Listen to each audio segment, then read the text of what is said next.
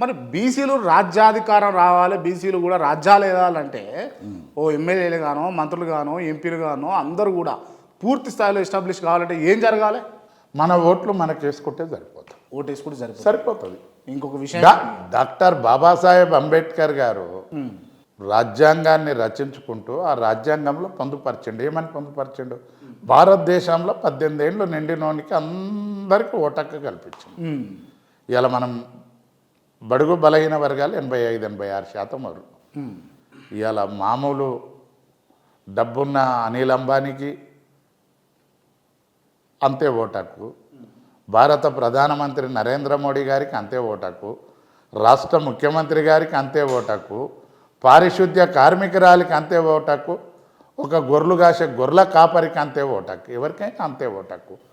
మనం 86% ఉన్నాం. మన ఓట్లు మనం వేసుకుంటే 543 మంది ఎంపీలు మనమే గెలుస్తాము, 119 మంది ఎమ్మెల్యేలు మనమే గెలుస్తాం. మరి రాజ్యాధికారమే మన చేతులకు వచ్చినాక మనం ఏమైనా చేసుకోవచ్చు.